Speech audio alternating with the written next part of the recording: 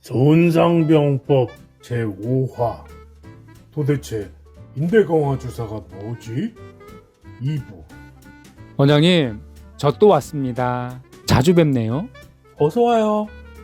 지난 시간에 프로르 주사에 대해 너무 어렵게 설명한 거 아닌가 싶나요? 그 반대인데요? 오히려 주사를 맞고 나서 하루 이틀 묵직한 느낌이 드는 게 말씀하신 대로 제 몸 안에 면역 반응이 일어나 낫는 중이다 싶은 생각이 들었습니다.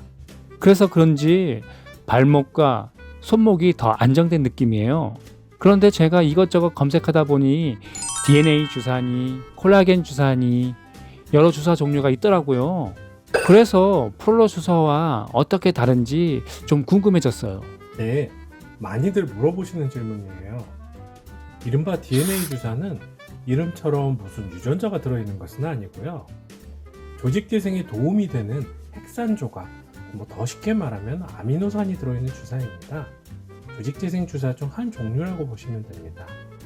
콜라겐 주사는 홍염처럼 콜라겐이 어떤 역할을 하는 것은 아니고요. 콜라겐은 약을 담아두는 그릇 역할만 하는 것이에요. 재생 효과는 이 콜라겐 안에 함유된 성장 인자가 담당하게 됩니다. 어렵네요. 이 조직 재생 치료도 저번 시간처럼 좀 설명해 주시면 안 될까요? 네, DNA 주사와 콜라겐 주사를 이해하려면 의학적으로 조직 재생 주사라고 부르는 약물의 개발 역사를 좀 알면 더 이해가 될 거예요. 의학인데 꼭 역사 시간 같네요. 우선 이 조직 재생 치료의 역사를 공부하다 보면 재미있는 점이 등장하는데, 이 치료가 실제로 사람보다는 오히려 특정 동물을 대상으로 치료가 발전해 오게 됩니다. 네, 사람이 아닌 동물이요?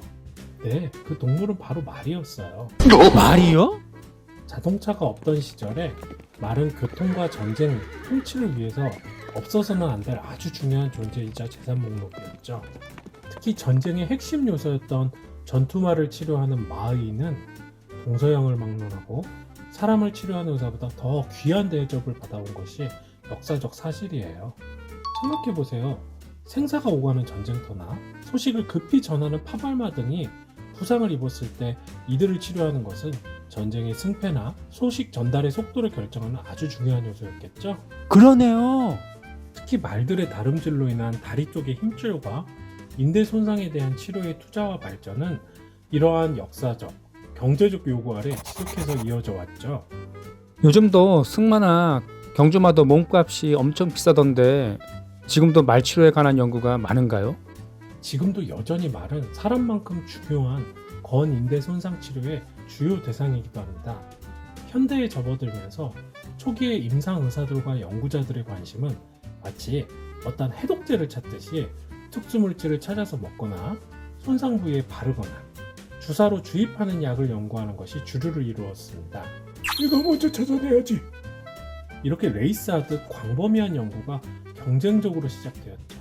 하지만 이런 후보 물질들의 몇 가지 조직 재생 효과의 증거에도 불구하고 최근까지도 이른바 바이오본드라는 이름까지 붙여 기대했던 탁월한 물질이 발견되지는 않았어요. 이를테면 조직 성장 인자, 핵산 단백, 식물성 혹은 동물성 천연재료부터 합성 물질에 이르기까지 광범위한 리서치가 있었죠. 하지만 이 물질들은 의과학자들이 기대했던 결과를 내지 못하게 됩니다. 그래서 나온 것이 우리가 익숙한 자가혈을 이용한 혈장 풍부 혈전, PRP나 줄기세포, 스템셀 등이죠. 하지만 이 또한 유의한 결과를 내지 못하자 연구자들은 기존 연구 방식에 회의를 품고 다른 방법을 찾기 시작했어요. 해결해야 할 문제 중 가장 크게 대두된 것은 체외 실험에서는 효과를 보이던 조직 재생 물질들이 움직이는 체내 생체 조직에서는 약물이 머물러 있지 않고 주변으로 분산 흡수되어 버려서 효과를 보지 못하는 점이었어요. 이를 해결하기 위해 연구자들은 신재생 물질을 찾기보다는 기존에 제시된 재생 물질을 다른 물질을 섞어서 이 어려움을 개선하려고 합니다. 특히 생체 내에서 이 물질들을 고정해주면서 지속해서 약효가 발생하도록 도와주는 이른바 컨테이너 물질을 찾는 것에 추가적 관심을 쏟게 됩니다. 아까 콜라겐 주사가 그런 역할을 한다고 하셨는데 그 개념이군요. 네, 맞아요. 그래서 마치 젤리같이 반유동적인 성질을 가져 재생 물질을 품고 있으면서도 신체 조직이 재생되면 자리를 비켜주고 서서히 흡수되는 이상적인 컨테이너 물질에 대한 관한 연구가 현재 가장 큰 화두로 자리 잡고 있답니다. 그럼 콜라겐 외에는 어떤 물질들이 현재까지 사용되고 있죠? 그간 제시된 물질들로는 인공관절 또는 필러 등으로 사용되어 히알루로닉 액시드, 폴리하이드로젤, 아가젤 등이 있어요. 하지만 이 중 가장 성공적인 효과를 보인 물질은 성장인자를 섞은 콜라겐 주사가 현재 임상에서 가장 활발히 효과를 보며 사용 중이에요. 하지만 콜라겐 주사도 역시 한계를 가지고 있어요. 만약 이러한 이상적인 조직 재생 주사인 바이오 본드와 컨테이너 물질이 개발된다면 의뢰는 어떤 변화가 있을까요? 만약 그런 물질만 개발된다면 임플란트나 스포츠 손상에서부터 장 천공이나 뇌출혈에기까지 주사 주입만으로도 수술을 대체할 수 있는 우리의 혁신을 기대할 수 있게 되겠죠.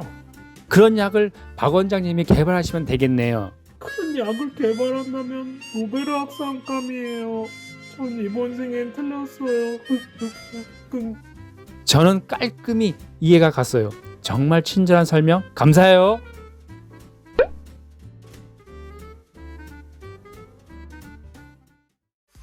2021년 박 원장의 손상병 치료법이 단행본으로 출간됩니다. 김대리의 비수술 치료 체험기 많이 기대해 주세요.